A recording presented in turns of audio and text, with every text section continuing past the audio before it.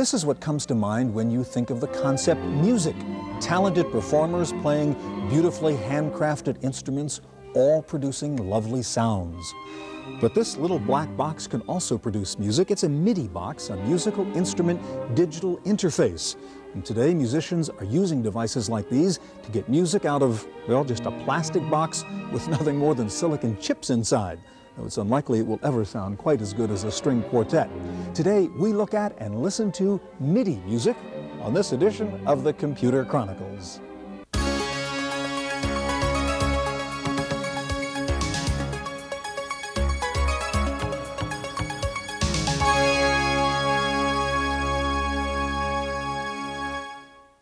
Computer Chronicles has been made possible in part by PC Connection and Mac Connection, mail order software and hardware peripherals for the PC and the Macintosh, and the Software Publishers Association, providers of educational materials to help manage software. Don't copy that floppy.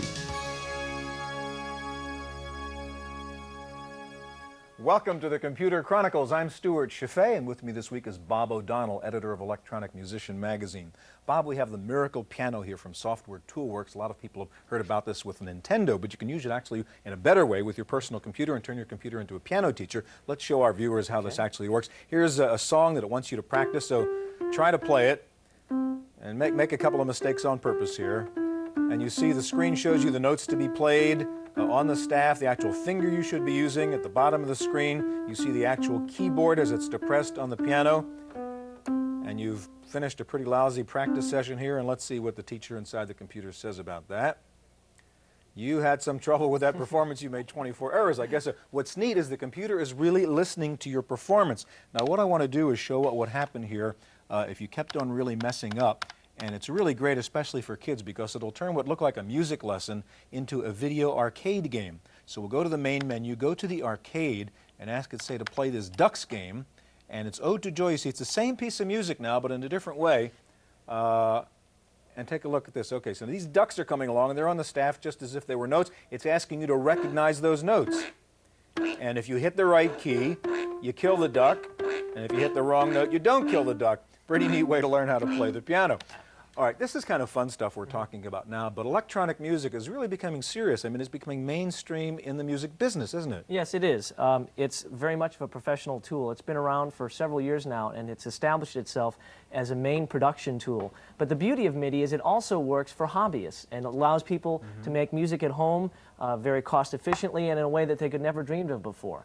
And on the professional end, what's happening now is the one thing that MIDI has been lacking is the ability to incorporate vocals and acoustic guitar parts, things like that. And now people are adding digital recording capability to MIDI sequencing programs, which allows them to integrate everything into a complete system, which they can control and manipulate from their computer. All right, Bob, today we'll look at the newest MIDI music products on all the major platforms, the Amiga, the Macintosh, the PC, and the Atari. Now, the Atari has become known as a music machine because it's the only computer that comes with a MIDI interface built in. We begin today with MIDI music on the Atari ST. This is the National Association of Music Merchants Convention, being held this year in Anaheim. The NAMM, as it's called, is the premier international marketplace for musical products, and it's no surprise that it looks more like a computer show than a music convention. As usual, one of the stars at NAMM is Atari, long the musician's favorite. And at this year's NAMM, Atari's new music division helped launch several new third-party products. C-Lab was showing off its Notator sequencer. Notator lets you work on nearly 1,600 separate tracks, of which 64 can be simultaneous. Each track can contain 16 separate and simultaneous MIDI channels. Mike Pinder is one of the original members of the Moody Blues, and he uses Notator. Right now I'm doing a lot of sequencing involving flying in extra vocals and things like that, and this program works very well for that, for reconstructing music even. Music that was recorded in the past. I'm able to resample it and then recompile it using Notator. Another new MIDI product on display at the Atari booth was the Digital Master Workstation that lets you do two-track digital record and playback direct to disc. The whole hardware-software combination sells for $4,500. Mick Fleetwood of the group Fleetwood Mac is another Atari computer musician. Fleetwood uses the new HOTS MIDI translator invented by Jimmy Hotz. It's been called the first true hyper instrument, enabling a musician with limited technical skills to create complex music.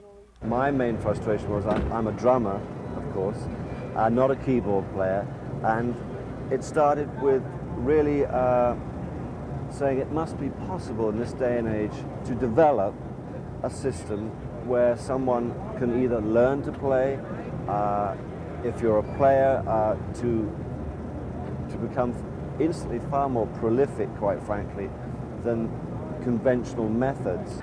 The HOTS MIDI translator uses a database of chords and sequences and functions like an intelligent musical accompanist. The device sells for under $200.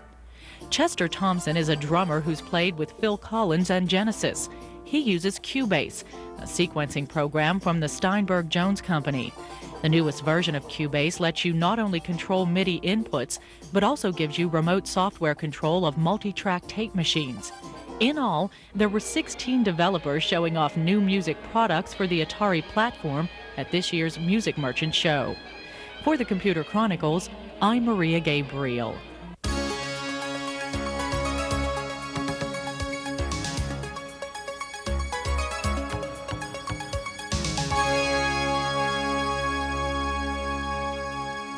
The Commodore Amiga has also been a popular MIDI music machine. Here to show us a new Amiga program called Super Jam is Melissa Jordan Gray, president of the Blue Ribbon Soundworks. Now let's set your credentials up a bit. I understand you're the one who did the music actually for Atlanta's big presentation to the International Olympics Committee and the multimedia thing that got you the Olympics in Atlanta. In That's right, that was a lot of 1996. fun. Did you do that on an Amiga? What did you use to create Yes, that? actually we did it with an Amiga using another piece of software that Blue Ribbon publishes called Bars and Pipes, Bars and Pipes Professional. And actually, aside from getting to work with a lot of really talented people, it was a wonderful testing ground for the later versions of our music packages because I really learned what was needed. Now, you a musician, a hacker, or both? I am a musician. I am a saxophone player. If you look at the screen here, you'll see there is a saxophone. That's the Hitchcock. Yeah. Of software right there. All right, let's go to the software. This is called Super Jam, and this is software, not hardware. That's correct. Okay, for your Amiga. All right, show us what you can do with Super Jam then, Melissa. Just run us through it. What you're looking at here is the Super Jam keyboard, and if you can look carefully, you'll see that on the bottom row of the keys are chords, and if I click down, I'm able to actually hear chords playing from each of these keys. And if you know anything about music, chords are an assemblage of notes that play together. So if I click on a C and there's a big M, I'm going to get a C major chord. Oh, I see. That's what the big M, little m, major, minor. Okay. That's right. D with a little m, minor chord. And if I want to learn a little more about chords, I can click over here and I can hear the different parts. Right. Now let's say that I happen to play this one and love the way it sounds. No problem. I'm just going to pick it up, drag it over there, and now drop that's it on that a chord. key. Wow. Exactly. So you can set up all these different chords on your keyboard and then use a command here called save. It's yours. So then the next thing I do is pick a style, and here I've got a style called Amadeus, which is based on Mozart, and I'm just going to press play. And the Super Jam band starts playing. What are they playing? Where do these come from? Well, what they're doing is they've been taught a certain style of playing. What we're listening. Amadeus style. That's correct. Okay. And the style is maybe a drum part and a keyboard part and a piano part, and the relationship of them working together. And also, very quickly, I could just click, listen to a dance tune. And see, by clicking on keys. So you are playing this music right now? I'm deciding. You're playing the chords. Okay. And I could also play it from my keyboard here, so I could just. Again, you don't need a separate keyboard, a synthesizer. This is all just coming out of the Amiga. This is coming from the Amiga, and what you can also do, this is a lovely mode here, create chords and create seventh chords on all notes. See, I can do this without looking.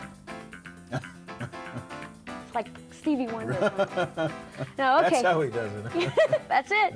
But I can also change the tempo. I can slow it down. And let's say we're singing along. If it's a little bit too high for you, I can tell. Right. So we can go ahead and lower that key by clicking here.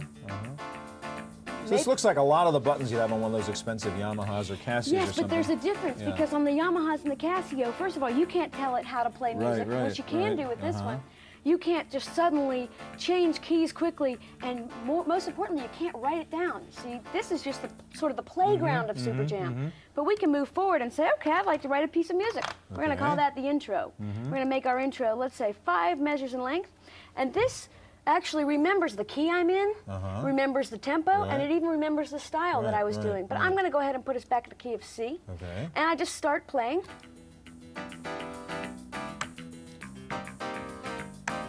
Now, when you say start playing, I mean, where's that melody coming from? Okay, well, what I'm doing is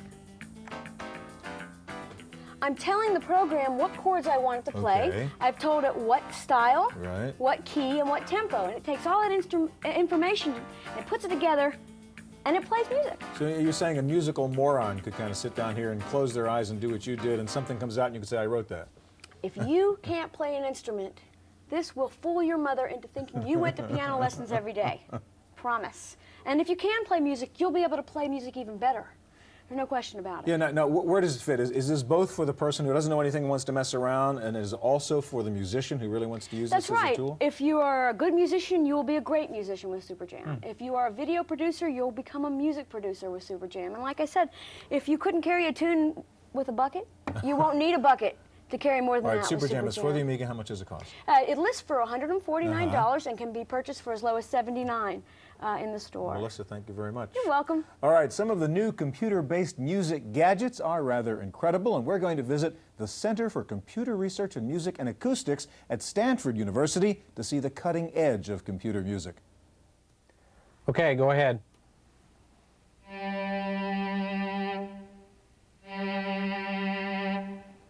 The philosophy here at Stanford is to use computers to go beyond human capabilities in creating music, but at the same time to allow computers to extend natural human creativity into the musical realm.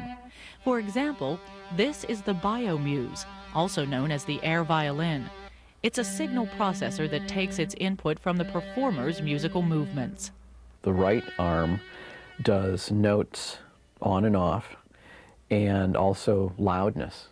The more muscle tension from this muscle that's being picked up, the louder the note can become. And in the left hand, since it's the fretboard, we change note number. The more muscle tension, the higher the note, and the more you relax, the lower the note. One of the most difficult musical sounds to simulate is that of the human voice. This is spasm, the singing physical articulatory synthesis model. The problem with spasm is it's too perfect. In a way, she's the perfect singer. She can sing a note without vibrato. She can sing a note without any pitch deviation, without any deviation at all. But we realized very quickly in computer music that those very aspects are the parts that make sounds unattractive in a way to the ear. So Cook is spending most of his time trying to add human imperfection to spasm's voice so it will sound more believable. Another experimental musical device here at the Stanford Center is the radio baton. It lets you conduct an orchestra simply by waving around 2 batons over this flat box. As you wave the batons, the sensors in the box detect your movement. The computer already knows the music, but will play it according to how you move the batons. What is ironic about the radio baton is that its developer says the technology helps the performer focus on interpretation rather than technique. Because the technique, in some sense, is easy on the instrument, allows the performer to focus all his attention and mental abilities on the expression or what he wants to say with the music. What he wants to say could be called the soul of the music. For the Computer Chronicles, I'm Maria Gabriel.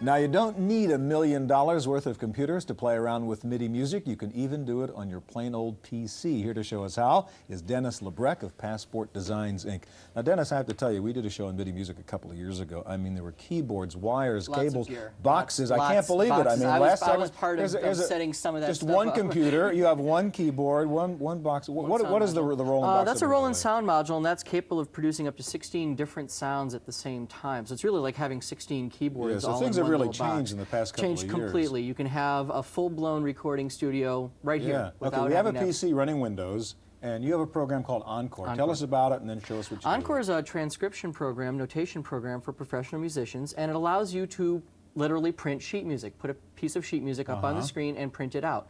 There's several different ways that you can put music up on the screen. I can mouse notes in, one note at a time. I can use the keyboard to step notes in one at a time. But probably the most dramatic way to use the program would be to actually enter in a piece of music in real time. I simply hit the record button and play.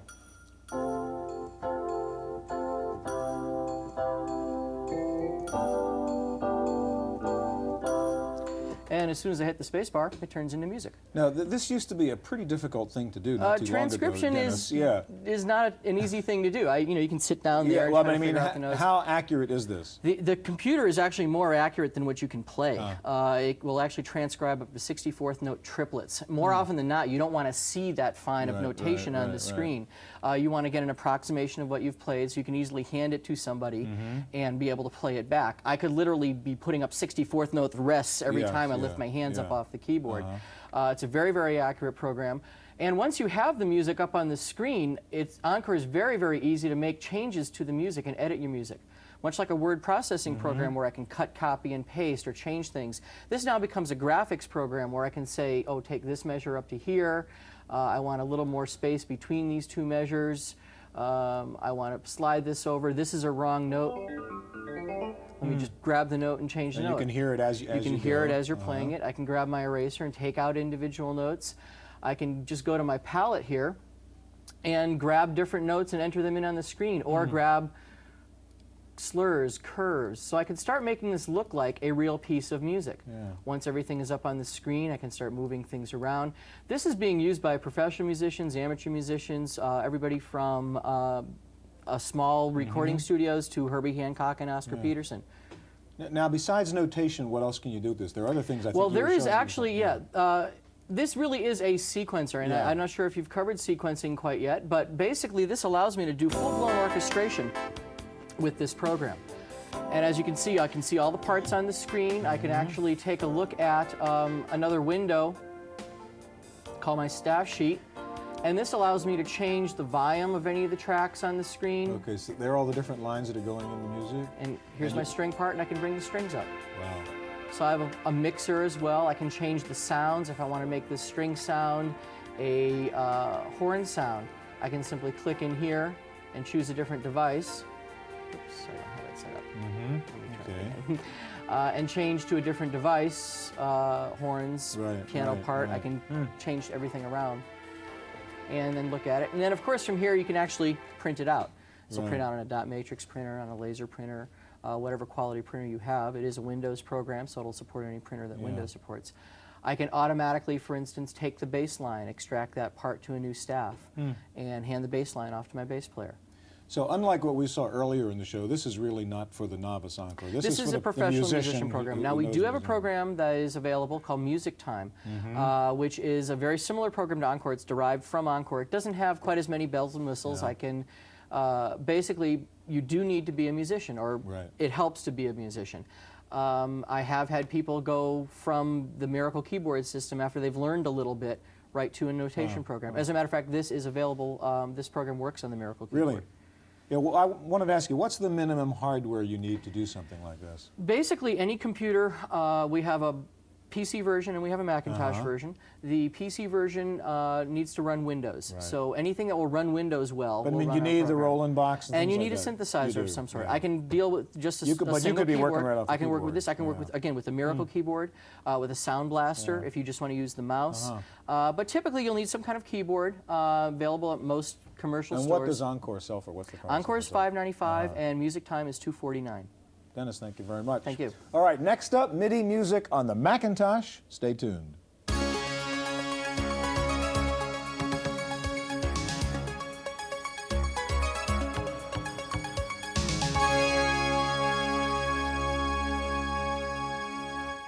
The Macintosh has been a popular MIDI music platform thanks to its built-in sound capabilities. Here to show us the newest music software for the Macintosh is Keith Borman of Opcode Systems. You're going to show us two things, Keith, what you call your low-end Easy Vision and a higher-end product called Studio Vision. What is the difference between high-end and low-end in computer music? Because the low-end sometimes just really sounds like sort of computer music, and the high-end sounds like real music. The high-end provides you additional ways to view the music and manipulate the music. It gives you graphical ways to manipulate it, and also to do something called quantizing a little bit more accurately to give you more of a human feel. Oh, you're going to show us some of this stuff now. Let's start with Easy Vision, which you have up here on the Mac. And just tell me what this does. Well, it's a 16-track sequencer, and a sequencer is it's like a multi-track tape recorder in one sense. In another sense, it's like a word processor in that you can copy and paste information from one place to another and view it randomly. All right, show us how you would use this. Okay, what I'm going to do is I'm going to go into Record, and I'm going to go into Loop Record. It's going to do 4 bars, and I'm going to repeat those 4 bars over and over again and add additional elements of music. And we can hear the count off here. I'm going to go.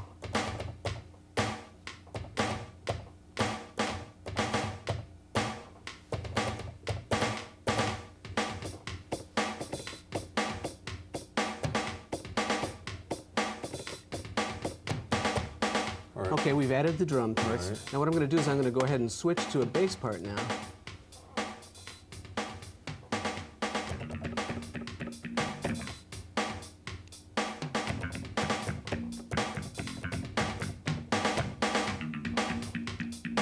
Now we're getting all those playing back. Right. Now, in addition to that, I'm quantizing on the fly, so it's doing rhythmic corrections, almost like a snap to grid. Okay.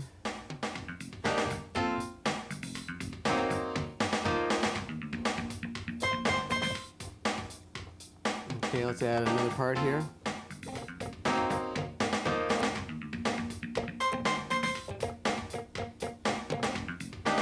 And one more part, let's add a horn part.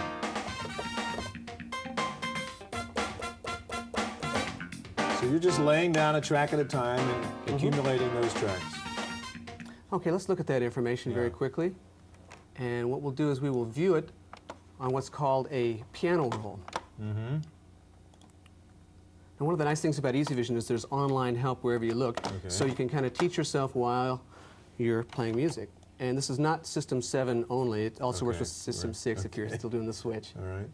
Okay, and there's the counter, for instance, and here is the piano roll. And a piano roll is like a, what you would suspect. And one of the nice things about this kind of environment is I can click on a note. And that was the note. Oh, and you're just moving the note right there, huh? Yeah. And you can hear what you're doing. Yeah, and so if I play a wrong note, I can move it to the right place or get rid of it altogether. You can only imagine what Mozart or Beethoven would have done with an environment like this. Okay, what else can we do? Well, I can draw in a crescendo. Let's go ahead and play that. Just like that? Yeah, absolutely. Also, there is a mixing window where I can say, mix it. Now, we're going to see MIDI activity up here, and I'm going to pull the drum parts down. So you can do real-time mixing, automated mixing on the fly. Now, very quickly, what I'm going to do is create a song for you. Okay. And this is the arrangement window. What I'm going to do is I'm going to type in letters of pre-written sections of songs. So I'm going to say A, B, C, B, B, B, B, B. And these are pieces you created before. Yes, and what I'm going to do now is I've linked my song sections together, and we're going to. Well, as you said, I mean, it's a word processor, and you're sequencing the pieces of music all at the same time. All right, Keith, I see you have a microphone here, and I don't want you to get away here before you show us how you can actually record your voice into this. Okay. So what we had been looking at right now was Easy Vision. What we're going to do right now is look at Studio Vision, which we released about 1.5 years ago, and it has taken the world by storm. It allows you to record 16-bit CD quality digital audio at a very reasonable cost. Okay, so what I'm going to do is I'm going to pick up my microphone. Now let's make sure that we have some music first off. Okay, very good. And what I'm going to do is I'm going to click on Record and sing a little bit along with it.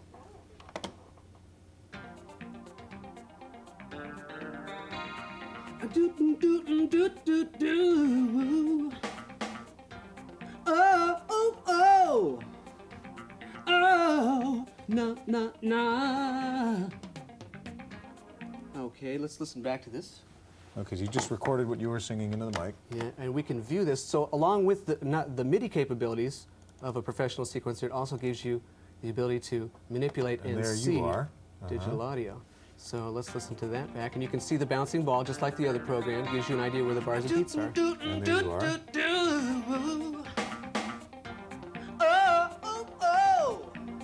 And you're recording right onto the hard drive here? That's correct. Direct to hard disk. All right, now real quick, we only have a couple of seconds left. Show me how you can then add your own voice into this again. Okay, what I'm going to do is I'm going to copy it and merge it into itself. And I'm going to just grab the waveform and slide it just a little bit. Okay, let's listen to what that sounds like.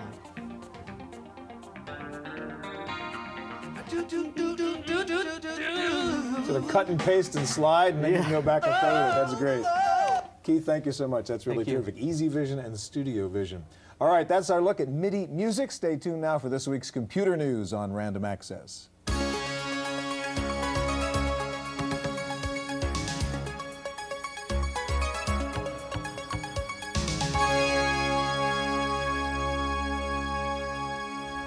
In the Random Access file this week, this is a special summer edition with the focus on software. Here are last week's best-selling software titles for the PC according to PC Connection. Microsoft again occupies the #1 and 2 positions with DOS and Windows upgrades. And rounding out the top 10 are Approach for Windows and Pizzazz Plus. Next up, Paul Schindler in our summer software review. It looks like paper, but it could be a quarter-ounce pen computer. It's actually an access form for a new Windows application called Paperworks for PCs with fax boards. When you're not in your office, you send a form like this to your fax machine to put information into your PC or get it out. See these names? The handwritten ones were added from the field, the typed ones were added at a keyboard somewhere. You can really manipulate faxes on screen. If one comes in sideways, you can turn it, zoom in or out. This is one of the best fax displays I've ever seen on a PC. Unleash the power of your PC with Paperworks, $250 from Xerox in Rochester, New York. For the Computer Chronicles, I'm Paul Schindler. That's it for this week's Computer Chronicles. I'm Janelle Stelson. Computer Chronicles has been made possible in part by PC Connection and Mac Connection, mail order software and hardware peripherals for the PC and the Macintosh, and the Software Publishers Association, providers of educational materials to help manage software. Don't copy that floppy. Video cassette copies of this program are available. Computer Chronicles also publishes a companion newsletter containing details on products demonstrated, plus background information on program topics. To order a video cassette or a subscription to the newsletter, call 1-800-366-9484 or write Computer Chronicles. Please specify program subject for tapes. All orders include a free software program for auditing software use.